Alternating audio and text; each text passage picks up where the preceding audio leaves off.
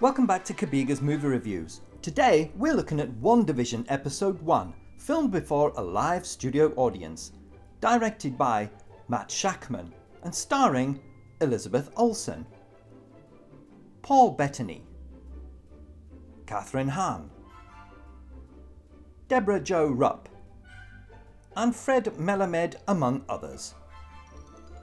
Newlyweds Wanda and Vision settle into their new life in Westview, New Jersey, where they meet the local nosy neighbour Agnes, who helps them as they struggle to conceal their powers during an evening entertaining Mr. and Mrs. Hart, Vision's boss and his wife.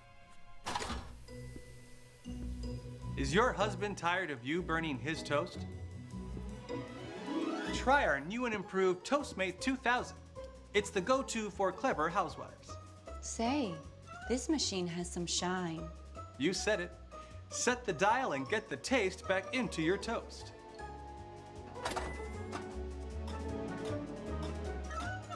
Top and bottom heating elements can handle anything, from meatloaf to cherry pie to open-faced cheese sandwiches.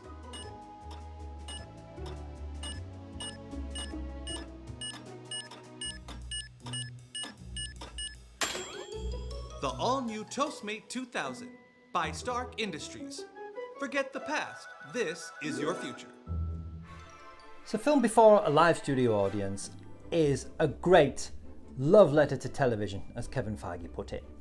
It starts off with our titular heroes, Wanda and Vision, embracing the life that they're in. It's as if this is perfectly normal for them. Though there are points where they start to question it.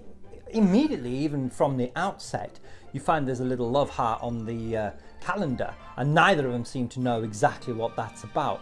So it's nice that as the viewer, you're watching it thinking, okay, this is a little odd, this is a little strange, this is the MCU, but what's going on here? Why a television show?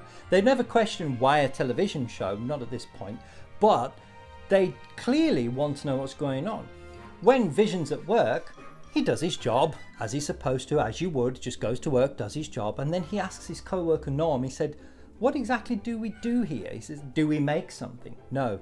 Do we sell something? No. And he's asking him questions because he's thinking, so what actually do we do? What's going on here? So Wanda and Vision are the viewer, or can represent the viewer in that sort of thing. But other than that, other those few moments, the rest of the sitcom is just their lives. They're living their lives. They've got a dinner party to put on for Mr. and Mrs. Hart, and Wanda is clearly very unprepared. But then again, with the help of Agnes, the nosy neighbour, she's come to the conclusion that it's an anniversary. So she's treating it as such because she guesses, she doesn't know what it is that they're celebrating that evening, what their evening is meant to be about. So she assumes it's an anniversary, their anniversary, Wanda and Vision's.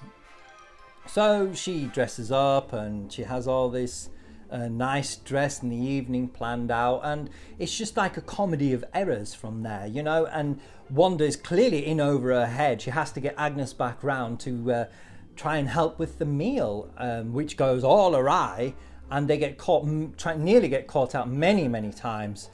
Using their magic, Wanda trying to work in the kitchen, and she's saved by a rather entertaining rendition of Yakety Yak by Paul Bettany's Vision. Yeah, that's one of the standout moments for me. The whole episode is just so much fun to watch, but you've got to suspend your disbelief. You've got to go into it with an open heart and an open mind. Don't go into it expecting like MCU of old, you know. This is not a movie. This is not Spider-Man. This is not Avengers. This is not Captain America Civil War. You don't immediately know what's going on because this is a longer story told over a longer format. This is just part one. So you have to be open-minded and you have to go with the flow and just accept it. Suspend your disbelief and you'll have 30 minutes of great fun. And for me, I really like it when they have this advert in the middle. It's a little jarring, a little off-putting, but there's so many little things, so many little seeds, as Marvel does so well. They plant these little Easter eggs that you just know are going to pay off later on. Now, Generally throughout the episode, Wanda and Vision are just blindly accepting that this is their life. They live in a sitcom, they live in a suburban house and have basically wedded bliss. But there's a moment towards the end where it gets all children of the corn, and Wanda seems to have a moment of complete clarity, and she instructs Vision to help Mr. Hart. It's just the way her whole demeanour changes, and you see almost a modicum of control from Wanda at that particular moment, which I felt really shows that there's more going on here, and it just whetted my appetite for the rest of the series.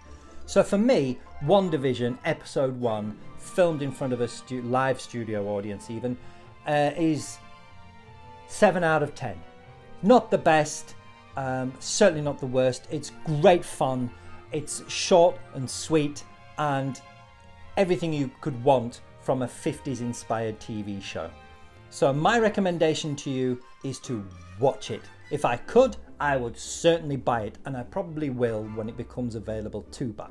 So watch WandaVision episode 1, filmed before a live studio audience. Thanks for watching.